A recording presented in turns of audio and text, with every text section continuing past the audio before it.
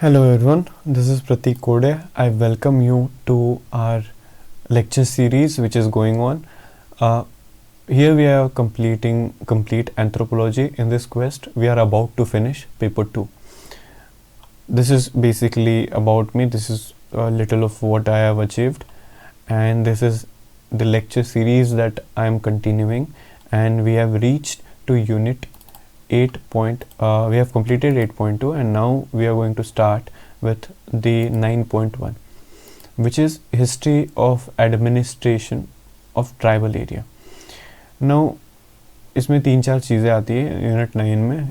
Tribal administration, tribal policy. ठीक है, इस चीज़ को समझना इसलिए इम्पोर्टेंट है because this is the last unit and इस यूनिट में हर साल एक क्वेश्चन आएगा, 1 या 2 क्वेश्चन से आते हैं. इधर 10 मार्कर में आएगा या 15 मार्कर में आएगा, but question will be there. अगर if you have any doubt आप जाइए यूनिट अपना कोई भी कॉपी खोलिए एंड यू विल फाइंड कि this there is a question. अब चलिए स्टार्ट करते हैं. अगर मान लीजिए कि इसमें पर्टिकुलर 3 चीज़ें हैं, जैसे कि हिस्ट्री, फिर ट्राइबल प्लान और प्रोग्राम फॉर ट्राइबल डेवलपमेंट. ये 3 चीज़ें इसमें आती है. अब हम हिस्ट्री से स्टार्ट कर देते हैं. हिस्ट्री को हमने ऐसे डिवाइड किया है जैसे pre independence and post independence. तो प्री इंडिपेंडेंस में कॉलोनियल टाइम पे ब्रिटिशर्स थे, उनका मेजर जो इंटरेस्ट था वो था फॉरेस्ट्री, टिम्बर, वुड, रिसोर्सेस. ठीक है, and that is the reason उन्होंने स्टार्ट किया ये नोटोरियस एक्ट, फॉरेस्ट एक्ट्स 1865. उसमें जो फ्री मूवमेंट होती थी ट्राइबल्स की, अपने जानवर ले जाते थे चराने के लिए. ठीक है, so that was basically restricted. कुछ मान लीजिए माइनर फूड फॉरेस्ट प्रोड्यूस ले आए, उस पर रेस्ट्रिक्शंस डाल दिया, ट्रेसपासिंग बिल्कुल प्रोसिक्यूटेड कर दिया. एंड देन फिर आ जाता है कि 1817 में उन्होंने आइसोलेशनिस्ट अप्रोच अपनाई. ठीक है, मतलब शेड्यूल ट्रैक उस एरिया को डिक्लेयर कर दिया and that area was left out, मतलब वहाँ पे किसी ने नहीं जाना है. That is what was Britishers approach. फिर आता है 1878, उसमें उन्होंने स्ट्रिक्ट कंट्रोल एनफोर्स करते हैं. फिर आता है ईयर 1900 जिसमें उन्होंने बैकवर्ड ट्रैक करके ये नाम देते हैं. फिर आता है इंडियन फॉरेस्ट एक्ट 1927. उसमें कम्युनिटीज़ को जो है रिकॉग्नाइज किया जाता है कि आप जो है ट्राइबल रॉ मटेरियल वगैरह आप कलेक्ट कर लो.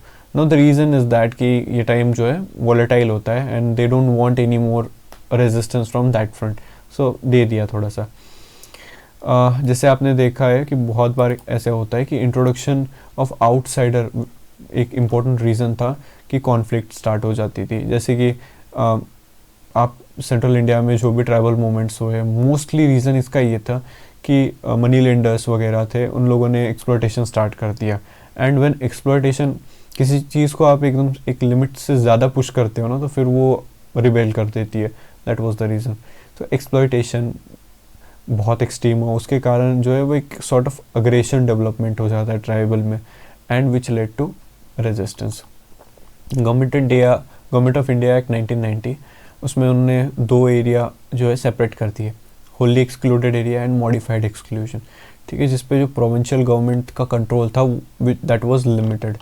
देन पॉलिसी जो थे, उन्होंने एक पॉलिसी बनाई थी परपेचुअल आइसोलेशन, मतलब 1870 में जो पॉलिसी बनाई थी परपेचुअल आइसोलेशन को, उसको बेसिकली साइमन कमीशन ने चैलेंज भी किया था. फिर आते हैं गवर्नमेंट ऑफ इंडिया 1935, उसमें स्पेशल मेजर्स जैसे ट्राइबल इंक्वायरी कमेटी सेटअप की and excluded and partially excluded area मतलब नोटिफाइड कर दिया. अब इन सारी चीज़ों का इम्पैक्ट क्या होता है ट्राइबल्स पे? तो ट्राइबल्स सबसे पहले थे मास्टर्स ऑफ द फॉरेस्ट. अब वो they become no one, you know, they were like घर से निकाल दिया sort of thing. Now colonial powers become the master of forest. फिर एक्सप्लॉयटेशन बढ़ा, निगलेक्शन भी बढ़ा. ठीक है, फिर डिस्प्लेसमेंट हुआ, कॉन्फ्लिक्ट हुई, लॉस ऑफ ट्राइबल कल्चर, उनके आइडेंटिटीज़. फिर उसके बाद जो कांटेक्ट था मेन स्ट्रीम सोसाइटी से, तब जाके उनका एक्सट्रीम लेवल पे बढ़ा है. And then assimilation started. फिर spread of education, health and religion, Christianity particularly. उसके बाद ट्राइबल रिवॉल्ट बढ़ते हैं. ठीक है, Tana Bhagat movement, lord Birsa Munda movement etcetera. फिर पॉलिसी अगेंस्ट ट्राइबल इंटरेस्ट, बहुत सारी पॉलिसीज जो थी वो ट्राइबल इंटरेस्ट के अगेंस्ट थी. कॉलोनियल कंट्रोल था, ट्रेडिशनल लॉस, लाइवलीहुड का लॉस हो गया, एंड दिस पॉवर्टी, बॉन्डेड लेवल, दीज वर द थिंग्स जो नेगेटिव इम्पैक्ट होता है।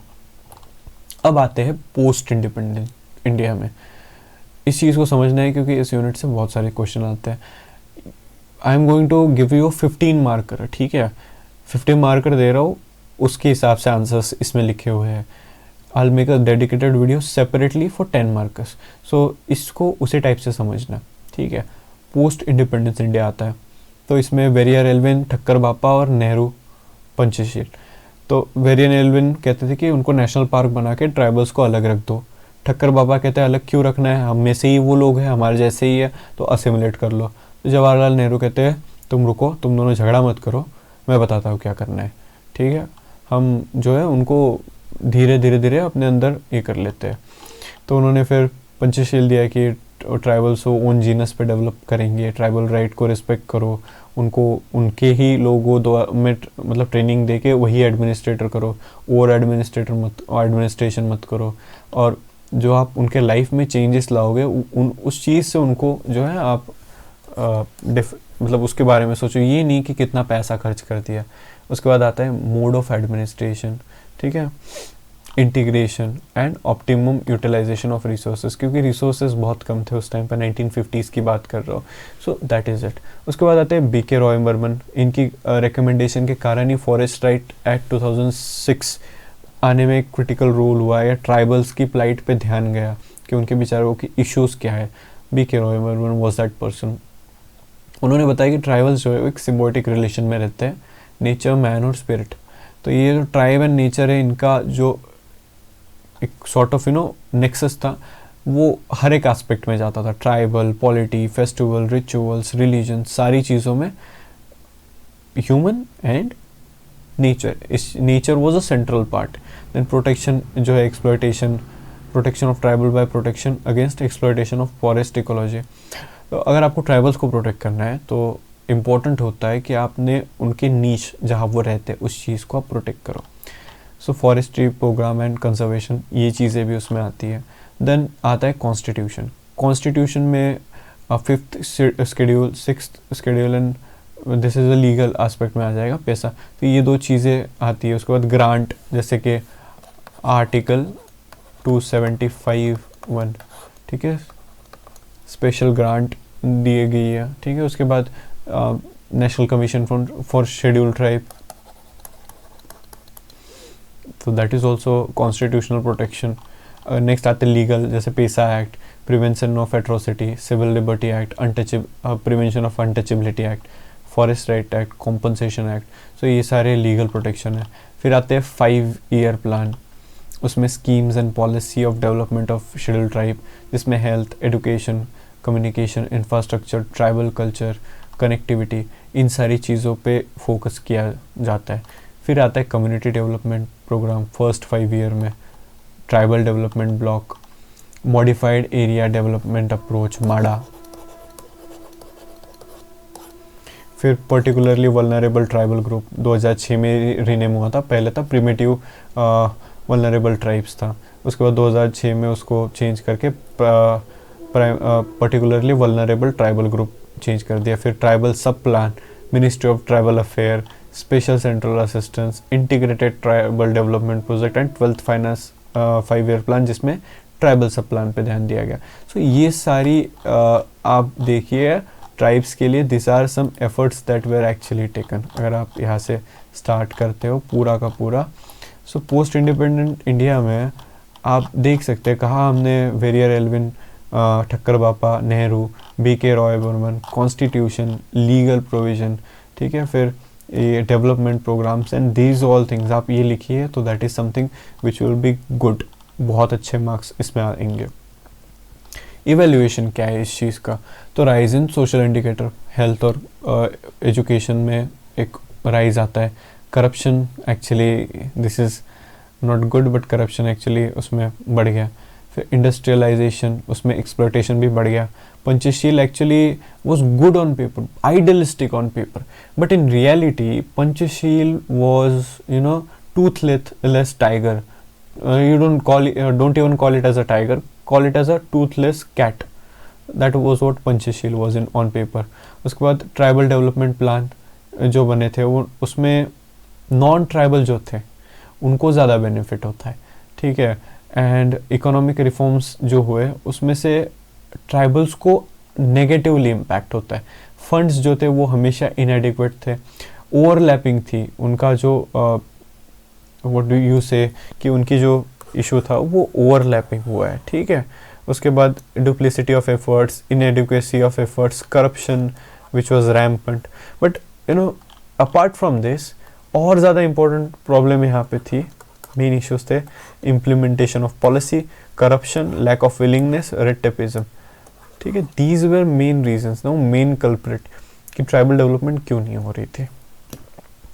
सो ये होगी हिस्ट्री ऑफ ट्राइबल डेवलपमेंट। अब आते हैं सेकेंड टॉपिक पे, ट्राइबल पॉलिसी।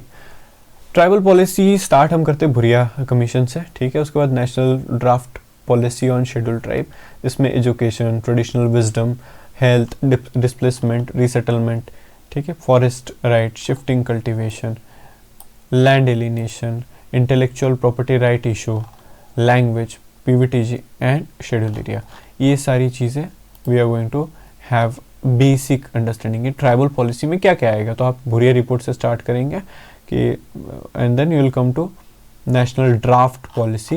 ड्राफ्ट इसीलिए क्योंकि इम्प्लीमेंट नहीं हुई। तो अब आते हैं, जैसे ऊपर हमने जो भी पॉइंट्स लिए, अब यहाँ पे जैसे आप देखें ना ऊपर, जैसे मैंने मेंशन किया था ये सारी चीज़ें जो है, ठीक है, I will come to you. हाँ, तो tribal development block, modified area development programme, PVTG, tribal sub plan, ठीक है।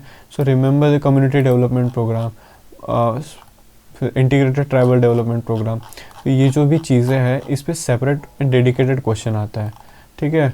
इधर पीवीटीजी पे आ गया तो हम एक छोटा सा देख लेते हैं। तो प्रिमिटिव ट्राइबल ग्रुप, अभी टोटल 75 मेंबर कम्युनिटीज़ है इसमें नंबर।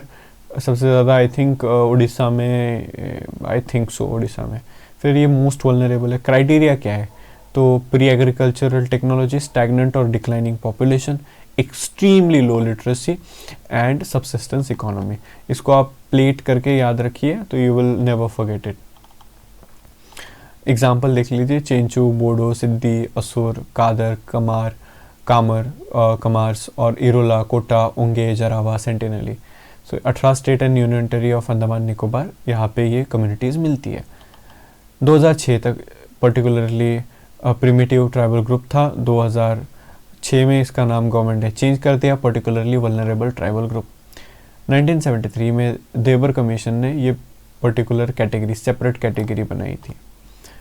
इनका इश्यूज़ क्या है, no these are tribals right, तो what are their particular issues? Land alienation, exploitation, high illiteracy, low health standards, poverty, high poverty, high malnutrition, and high hunger rate. These tribals, they were isolated, that's why even dispersed. अगर dispersed है तो vote का कोई मतलब नहीं है, vote नहीं है तो फिर पॉलिटिकल पार्टीज भी डोंट गिव अ डैम, उनको कोई मतलब नहीं है अगर आप वोट नहीं दे सकते हो, इसीलिए वॉइसलेस है। डिसीजेस में आप देखेंगे तो सेक्सुअली ट्रांसमिटेड डिसीज, फिर अल्कोहलिज्म, डिक्लाइन इन पॉपुलेशन, ये सारी इश्यूज जो है ट्राइबल्स फेस कर रहे हैं। गवर्नमेंट ने क्या क्या किया है पीवीटीजीज में, तो गवर्नमेंट ने development of PVTG in 18 state and UT of Andaman Nicobar. Activities में health, education, housing, sanitation, road connectivity, communication, digital health, ठीक है, एक्सेट्रा, इंटरनेट कनेक्टिविटी, ये चीज़ें डाली है। फिर फंड्स जो ट्राइबल्स ने, गवर्नमेंट ऑफ इंडिया ने डिस्पर्स किए बहुत सारे। फिर district wise plan, conservation cum development programme, फिर expert committee of under ministry of tribal affair. So these were some of the efforts which were done. अब कुछ और स्कीम्स देखते हैं। अगर ट्राइबल का सवाल आता है तो आपको ये स्कीम्स पता होनी चाहिए। Now I will just give you in a brief and आप भी इसका आंसर राइटिंग करेंगे। एकलव्य मॉडल रेसिडेंशियल स्कूल, सबको पता है क्या है, ठीक है। So what is it, why it is, facilities क्या मिलती है, नीड क्या है, चैलेंजेस क्या है, मेजर्स क्या ले सकते हैं, इवेल्युएशन क्या है, ठीक है। ये इस टाइप में हम जो है बेसिक आंसर करने वाले हैं। अब गवर्नमेंट ने एक अनरियलिस्टिक चीज़ इसमें रख दी है, मतलब जिसका कोई सेंस ही नहीं बनता। कहते कि 50% से ज़्यादा पॉपुलेशन शेड्यूल ट्राइब की होनी चाहिए एक डिस्ट्रिक्ट में या एक ब्लॉक में, ठीक है। और कहते कि 20,000 टोटल पॉपुलेशन होनी चाहिए। बहुत से ट्राइबल्स हैं जिनकी टोटल पॉपुलेशन 10,000 नहीं है। सो दिस इज़ रियली अनरियलिस्टिक। मतलब नाम का ट्राइबल सब प्लान या एकलव्य मॉडल रेसिडेंशियल स्कूल डाल दिया, this criteria should not be there. अगर मान लीजिए कोई कम्युनिटी जिसमें 10,000 एक जगह पे 10,000 ट्राइबल्स है, ओवरऑल ट्राइबल्स है, तो आप बना दीजिए, क्या ही जा रहा है गवर्नमेंट का। करप्शन करने में तो एक्सट्रीम पैसे रहते ही है, करोड़ों रुपए बहुत से पॉलिटिशियंस के पास है। तो स्कूल्स बनाने के लिए, हॉस्पिटल्स बनाने के लिए आपके पास पैसे नहीं है। So that is something question सोच सकते हैं। कहा गया है कि इसको ऑन पार बनाना है नवोदय विद्यालय जैसे, and as a centre for excellence for sports also, क्योंकि ट्राइबल्स जैसे भील्स आर्चरी में बहुत अच्छे हैं। That is something, because tribals these are their life skills like archery. Now these people can be trained and these people can bring India gold medal in all the international events. फिर training centers है and this one बंधु Kalyan Yojana and vocational training centers. तो these are some other schemes. अब इस unit में 9.2.1 पे आप देखेंगे role of NGO tribal development क्या है। अगर वर्ल्ड बैंक की मानते हैं तो there is a definition given by world bank NGO के बारे में, उन्होंने एक डेफिनेशन दी है, वो हम आगे पढ़ेंगे। रोल क्या है एनजीओ का, कंट्रीब्यूशन क्या है, ठीक है, रोल, कंट्रीब्यूशन, फिर positives, negative, advantage, disadvantage and way forward. So this is what your answer is going to be. तो वर्ल्ड बैंक ने डिफाइन किया है कि these are non profit organisation independent to government, primarily humanitarian and based on cooperative model. So ये हो गई world bank की definition. फिर आता है चैरिटेबल एंड रिलीजियस, ये मेनली टाइप है बहुत सारे रिलीजन्स का, ठीक है। उसके बाद पॉजिटिव्स देखते हैं कि एनजीओज ने क्या क्या किया है। सो एनजीओज ने गवर्नमेंट का जो एफर्ट्स था उसको कॉम्प्लीमेंट एंड देन सप्लीमेंट किया है। अवेयरनेस जनरेशन में better connected, self motivated, better reach होती है, and this is mainly because of the failure of government machinery, क्योंकि किसी और को काम करने की ज़रूरत ही नहीं थी अगर गवर्नमेंट सही से अपना काम कर लेती। उसके बाद आप देखते हो कि हेल्थ, एजुकेशन, लीगैलिटी, राइट्स, ये सारी चीज़ों में tribals are facing real problems and NGOs are helping them. Tribal knowledge इसको प्रोटेक्ट करने में, आईपीआर मेंटेन करने में, जैसे मेडिसिन प्लांट है, वेलफेयर ओरिएंटेड, मास, और उसके बाद जो भी उनकी ये होगा इशू होगा उसको एज अ मास मूवमेंट बना के पीपल्स मूवमेंट बनाए, फिर trend local youth. So that is a positive thing about the NGOs. Next हम आते हैं नेगेटिव्स में। तो वर्किंग जो है वो ओपैक है, corruption, nepotism, powerlessness and power struggle, funding issue, money laundering issue, foreign agency जो है वो डिरेल करने की कोशिश करती है, जैसे कि वेदांता वाला इशू मान लो कि कोई पहाड़ है जिस पे यूरेनियम मिल गया है कि लाखों करोड़ों का यूरेनियम है वहाँ पे, इंडिया की सारी नीड ख़त्म हो जाएगी। तो व्हाट विल हैपन वहाँ पे इशू ये हो जाएगा कि कोई एनजीओ को पैसे दे देंगे कंट्री और कहेंगे कि नहीं ये प्रोजेक्ट शुरू नहीं होना चाहिए वरना हमको बहुत लॉस हो जाएगा। या फिर मान लो कि ऐसा हो जाएगा कि ये प्रोजेक्ट रशिया को क्यों दिया है, ये यूएसए को चाहिए। सो यूएसए विल बी लाइक हमको भी वही प्रोजेक्ट चाहिए, बट सस्ता रशिया ने दे दिया तो हमने रशिया को मतलब दे दिया वो प्रोजेक्ट, बट फिर यूएसए बैकडोर से उस प्रोजेक्ट को डिले करता जाएगा थोड़े थोड़े पैसे दे के। So that is foreign agency. और ये जो होती है ना, मोस्टली सारे एनजीओ कहाँ पे काम करते हो, सर हम एजुकेशन में काम करते हैं, सर हम हेल्थ में काम करते हैं। रेयरली आप इन इस सेक्टर को छोड़ के कोई आपको सेन और कोई डिफ़िकल्ट एक्चुअल में लीगैलिटी में मान लो, अगर जहाँ पे फ़ायदा नहीं है ना वहाँ पे एनजीओज एक्चुअली काम नहीं करते। एक्टिविटीज़ कौन कौन सी होती है, एजुकेशन स्प्रेड, अल्कोहलिज्म जो स्प्रेड है उसके अगेंस्ट, ट्रेडिशनल मेडिसिन को बचाने के लिए, cottage industry, local industry establish करने के लिए सेवा केंद्र स्टार्ट किया है एनजीओ ने, सेवा केंद्र एनजीओ इन रांची। फिर भारतीय आदिम जाति सेवक संघ ने ट्राइबल इश्यूज़ को हाईलाइट किया है। फिर रामकृष्ण मिशन, इन्होंने relief, rehabilitation, education and medicine ये चीज़ें की है। उसके बाद आंध्र प्रदेश में हम केस स्टडी पढ़ते हैं। केस स्टडी है चेंचू जो कि पीवीटीजे है, पर्टिकुलरली वल्नरेबल ट्राइबल ग्रुप, जो एक बेसिकली केव्स जो है वहाँ पे वो अभी भी हैबिटेशन के लिए वो केव्स ढूंढते हैं, ठीक है, हंटिंग गैदरिंग करते हैं, and some of them also go for cultivation. But problem क्या हो रहा है यहाँ पे, तो पॉपुलेशन डिक्लाइन हो रही है चिंचूस की, माल न्यूट्रिशन बढ़ रहा है, lack of dietary drinking water, उसके कारण बहुत सारे डायरिया वगैरह डिसीजेस हो रही है, हेल्थ फैसिलिटीज़ बहुत कम है, and lack of education and awareness. यहाँ पे आ जाती है एनजीओ की केस स्टडी। अब एनजीओ यहाँ पे जो है क्रिटिकल रोल प्ले कर रहे हैं, रेड क्रॉस सोसाइटी हेल्थ में, शक्ति जो है वो एम्पावरमेंट में, वनवासी कल्याण परिषद एजुकेशन में। So these are the NGOs. नाम याद रखना है, हाँ रखना है, लिमिटेड एनजीओज है, आपको याद रखना है, केस स्टडीज़ याद रखना है, एंड तभी जाके आपको 1.5 से 2 मार्क की जो एज मिलती है हर क्वेश्चन में, यही होती है केस स्टडी। एक नॉर्मल आंसर में एंड एक अच्छे आंसर में इतना ही डिफरेंस होता है। अगर मैंने भी वहाँ पे, अभी आई एम रिमेम्बरिंग 261 जब मेरा स्कोर आया था, I haven't written a single case study, that is I have written few I think, but I couldn't recall and remember on time. अगर वो हो जाता तो आई थिंक कि अगर टोटल 40 क्वेश्चंस में आधे आधे भी मार्क्स हो जाते तो दे कुड हैव बीन, दोनों पेपर में मिला के 20-20 यानी 40 मार्क्स, 300 वॉज पॉसिबल स्कोर की स्टडीज़ के कारण। Okay, so this is the thing about it. Now ये टॉपिक हमने यहाँ पे कंप्लीट कर लिया। Now we move to the next which is unit 9.2. So we'll do it in the next video, so stay tuned and keep studying.